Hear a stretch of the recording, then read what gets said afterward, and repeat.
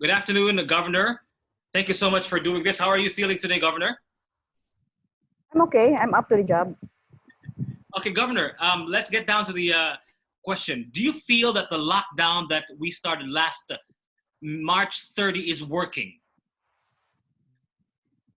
I can only answer for the province of Cebu. Yes, of course, yes. And I cannot answer for any other place. So as far as the province of Cebu is concerned, which is composed of 44 towns and 7 cities, we had long ago started our measures, gradually stepping it up. Okay. My very first executive order was issued February 3rd. And during that time, we created the Provincial Interagency Task Force. Okay. As events developed, we instituted more and more measures in order to protect our towns and cities. And these measures were very religiously adopted by our mayors. And so, thank God, so far as the province of Cebu is concerned, there has been only 3 confirmed COVID-19 positive cases.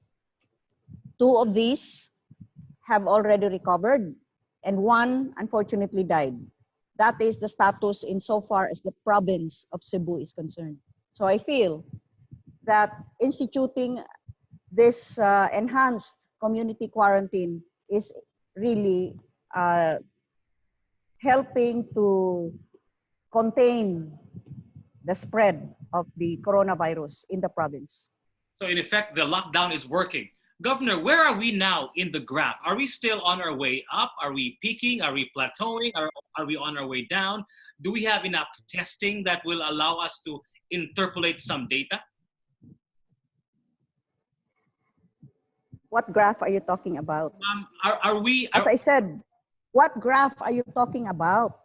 Because if you're talking of the graph, insofar as the entire country is concerned, I believe that there are qualified people that can answer that. As far as the province, insofar as the city is concerned, that is a different graph. Okay. The provinces, I've told you, we've had only 3 positive cases. What graph can we draw up?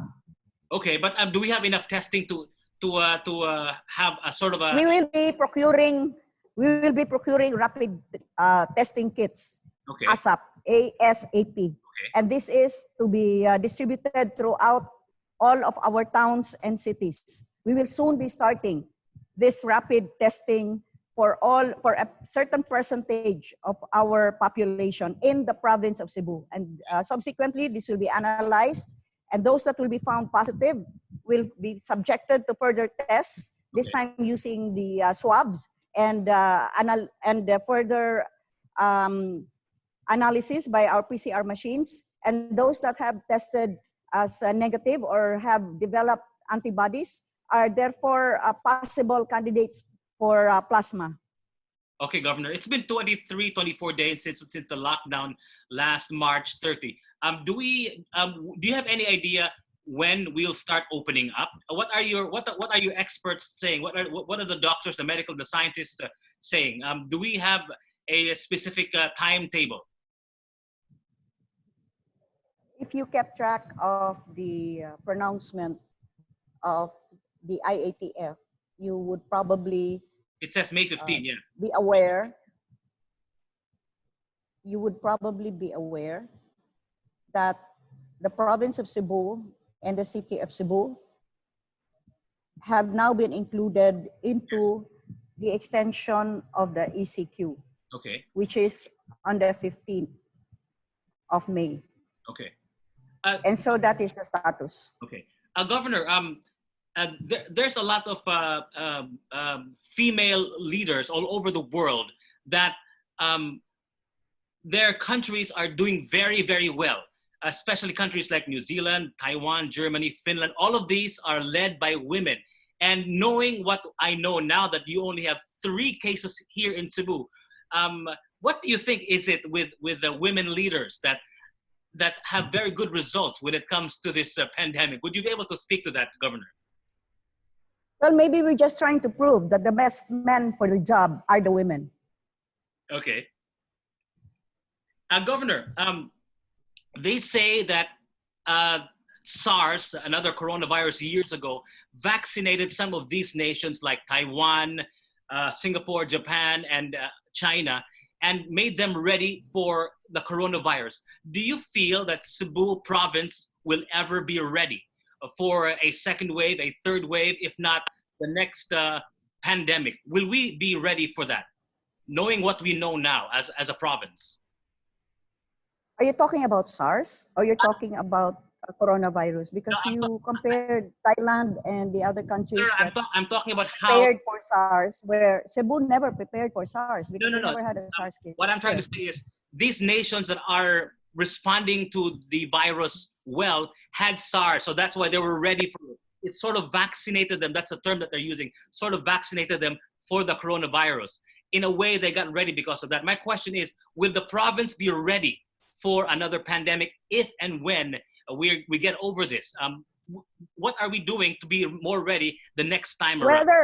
Whether or not these countries were in fact medically prepared because of prior vaccination for SARS is a medical opinion that needs to be called from medical experts. Yeah. Perhaps what you may have wanted to say is that these countries, having undergone SARS, already have also undergone certain physical measures that were instituted by their governments. And therefore, when they perhaps had movements restricted, it was no longer new to them, and they knew how to follow these regulations. That's what I meant. Yes, Governor, yes. So what So are you're asking about Cebu? Yes, I'm asking. If you're asking whether or not we are medically prepared, please ask. We will be ready for the next one. What will we do to be ready for it? I do not answer speculative questions, okay? All that I can tell you is I'm doing the best that we can. Yes, we can see it. Given the present circumstances. And it appears to be working. Okay. For as long as we can contain the coronavirus cases, positive cases here in the city of Cebu. We have already closed borders. In the north, we have very, very strict border control. In the border that is shared between Cebu City and Mandaue. In the south, that border is between Cebu City and Talisay. And in the west, that border is between Cebu City and Balamban. You try and cross these borders. If you are not included amongst those that are listed as exempted personnel, you cannot. Entry into the province of Cebu has now been very, very strictly monitored and restricted. And that is why we believe that this is the only way that we can hope to contain this virus, the spread of this virus right here in Cebu City.